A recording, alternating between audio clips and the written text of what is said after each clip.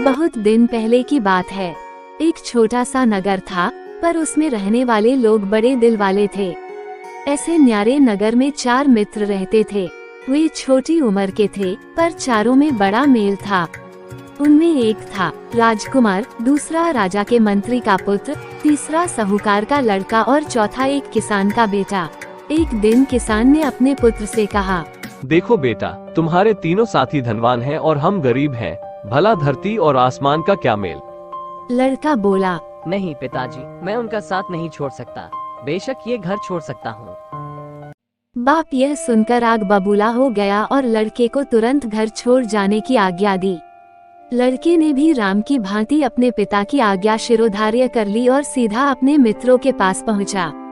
उन्हें सारी बात बताई। सबने तय किया कि हम भी अपना अपना घर छोड़कर मित्र के साथ जाएंगे। इसके बाद सबने अपने घर और गांव से विदा ले ली और वन की ओर चल पड़े। धीरे धीरे सूरज पश्चिम के समुद्र में डूबता गया और धरती पर अंधेरा छाने लगा। चारों वन से गुजर रहे थे। काली रात थी। वन में तरह तरह की आवाजें सुनकर सब डरने लगे। उनके पेट में भूख के मारे चूहे दौड़ रहे थे। किसान के पुत्र ने देखा, एक पेड़ के नीचे बहुत से जुगनू चमक रहे हैं। वो अपने साथियों को वहां ले गया और उन्हें पेड़ के नीचे सोने के लिए कहा। तीनों को थका मांदा देखकर उसका दिल भर गया। बोला, तुम लोगों ने मेरी खातिर नाहक यह मुसीबत मोल ली। नहीं नहीं, यह कैसे हो सकता है कि हमारा एक साथी भूखा प्यासा भटकता रहे और हम अपने अपने घरों में मौज उड़ाएं। जिएंगे तो साथ साथ, मरेंगे तो साथ साथ। थोड़ी देर बाद वे तीनों सो गए, पर किसान के लड़के की आंख में नींद कहाँ। उसने भगवान से प्रार्थना की, हे भगवान, अगर तू सचमुच कहीं है तो मेरी पुकार सुनकर आजा और मेरी मदद कर। और सुनकर भगवान एक बूढ़े के रूप में वहां आ गए। लड़के से कहा, मांग ले जो कुछ मांगना है। ये देख, इस थैली में हीरे जवाहरात भरे हैं। नहीं, मुझे हीरे नहीं चाहिए। मेरे मित्र भूखे हैं, उन्हें कुछ खाने को दे दो। मैं तुम्हें भेदी की एक बात बताता हूँ। वह जो सामने पेड़ है ना, आम का, उस पर 4 आम लगे हैं। एक पूरा पका हुआ, दूसरा उससे कुछ कम पका हुआ, तीसरा उससे कम पका हुआ और चौथा कच्चा। इसमें भेदी की कौन सी बात? ये चारों आम तुम लोग खाओ। तुम में से जो पहला आम खाएगा वह राजा बन जाएगा। दूसरा आम खाने वाला राजा का मंत्री बन जाएगा। जो तीसरा आम खाएगा उसके मुंह से हीरे निकलेंगे और चौथा आम खाने वाले को उम्र कैद की सजा भोगनी पड़ेगी। इतना कहकर बूढ़ा आंख से ओझल हो गया। लड़के सब उठे तो किसान के पुत्र ने कहा, सब मुंह धो लो। फिर उसने कच्चा आम अपने लिए रख लिया और बाकी आम उनको खाने के लिए दे दिए। सबने आम खा लिए। पेट को कुछ आराम पहुंचा तो सब वहां से चल पड़े। रास्ते में एक कुआं दिखाई दिया। काफी देर तक चलते रहने से सबको फिर से भूख प्यास लगाई, इसलिए वे पानी पीने लगे। राजकुमार ने मुंह धोने के इरादे से पानी पिया और फिर थूक दिया तो उसके मुंह से 3 हीरे निकल आए। उसे हीरे की परख थी। उसने चुपचाप हीरे अपनी जेब में रख लिए। दूसरे दिन सुबह एक राजधानी में पहुंचने के बाद उसने एक हीरा निकालकर मंत्री के पुत्र को दिया और खाने के लिए कुछ ले आने को कहा। वो हीरा लेकर बाजार पहुंचा ता देखता क्या है कि रास्ते में बहुत से लोग जमा हो गए हैं। कंधे से कंधा ठिल रहा है। गाजे बाजे के साथ एक गधा आ रहा है। उसने एक आदमी से पूछा, क्यों भाई, यह शोर कैसा है? अरे तुम्हें नहीं मालूम, यहाँ का राजा बिना संतान के मर गया है। राज के लिए राजा चाहिए, इसलिए इस गधा को रास्ते में छोड़ा गया है। वही राजा चुनेगा। सो कैसे? गधा की सूंड में वो फल माला देख रहे हो ना? हाँ हाँ। गधा जिसके गले में यह माला डालेगा वही हमारा राजा बन जाएगा। देखो, वो गधा इसी ओर आ रहा है। एक तरफ हट जाओ। लड़का रास्ते के एक ओर हटकर खड़ा हो गया। गधा ने उसके पास आकर अचानक उसी के गले में माला डाल दी। इसी प्रकार मंत्री का पुत्र राजा बन गया। उसने पूरा पका हुआ आम जो खाया था, वह राज वैभव में अपने सभी मित्रों को भूल गया। बहुत समय बीतने पर भी वह नहीं लौटा। यह देखकर राजकुमार ने काला और साहूकार के पुत्र को देकर कुछ लाने को कहा। वह हीरा लेकर बाजार पहुंचा। राज को राजा मिल गया था, पर मंत्री के अभाव की पूर्ति करनी थी, इसलिए गधा को माला देकर दोबारा भेजा गया। किस्मत की बात, अब गधा ने खड़े साहूकार के पुत्र को ही माला पहनाई। वो मंत्री बन गया और दोस्तों को भूल गया। इधर राजकुमार और किसान के लड़के का भूख के मारे बुरा हाल हो रहा था। अब क्या करें? फिर किसान के पुत्र ने कहा, अब मैं ही खाने की कोई चीज ले आता हूँ। राजकुमार ने बचा हुआ तीसरा हीरा उसे सौंप दिया। वो एक दुकान में गया। खाने की चीजें लेकर उसने अपने पास वाला हीरा दुकानदार की हथेली पर रख दिया। फतेहाल लड़के के पास कीमती हीरा देखकर दुकानदार को शक हुआ कि हो न हो इस लड़के ने जरूर ही यह हीरा राजमहल से चुराया होगा। उसने तुरंत पुलिस के सिपाहियों को बुलाया। सिपाही आए। उन्होंने किसान के लड़के की एक न सुनी और उसे गिरफ्तार कर लिया। दूसरे दिन उसे उम्र कैद की सजा सुनाई गई। यह प्रताप था कच्चे आम का। बेचारा राजकुमार मारे चिंता के परेशान था। वह सोचने लगा, यह बड़ा विचित्र नगर है। मेरा एक भी मित्र वापस नहीं आया। ऐसे नगर में न रहना ही अच्छा। वह दौड़ता हुआ वहाँ से निकला और दूसरे गांव के पास पहुँचा।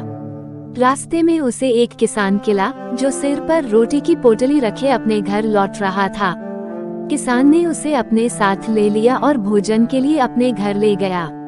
किसान के घर पहुंचने के बाद राजकुमार ने देखा कि किसान की हालत बड़ी खराब है। किसान ने उसे अच्छी तरह नहलाया और कहा, मैं गांव का मुखिया था, रोज 3 करोड़ लोगों को दान देता था, पर अब कौड़ी कौड़ी के लिए मोहताज हूँ। राजकुमार बड़ा भूखा था। उसने जो रूखी सूखी रोटी मिली वो खा ली। दूसरे दिन सुबह उठने के बाद जब उसने मुंह धोया तो फिर मुंह से 3 हीरे निकले। वे हीरे उसने किसान को दे दिए। किसान फिर धनवान बन गया और उसने 3 करोड़ का दान फिर से आरंभ कर दिया।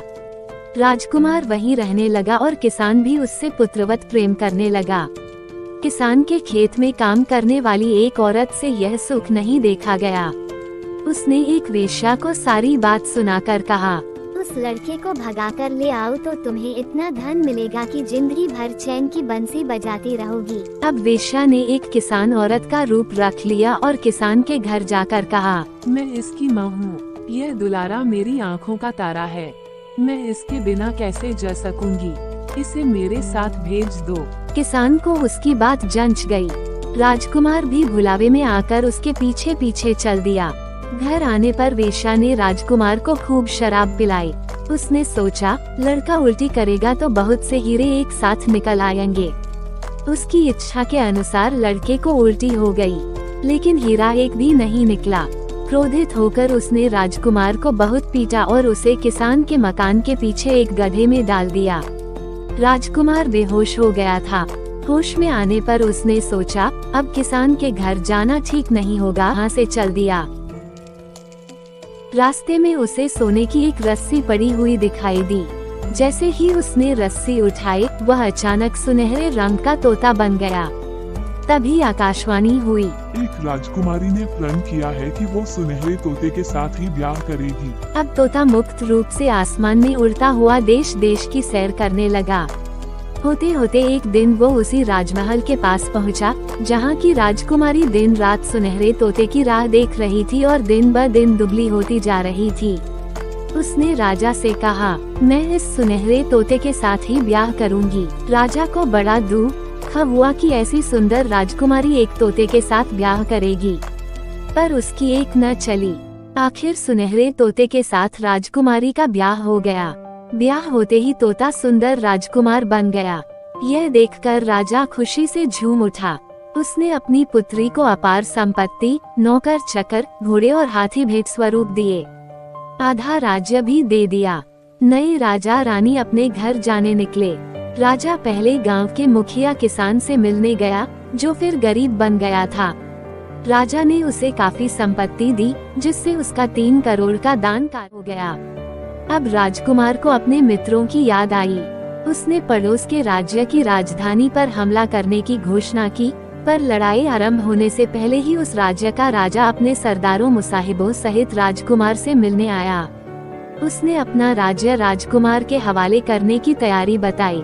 राजा की आवाज से राजकुमार ने उसे पहचान लिया और उससे कहा, क्यों मित्र, तुमने मुझे पहचाना नहीं? दोनों ने एक दूसरे को पहचाना तो दोनों की खुशी का ठिकाना नहीं रहा।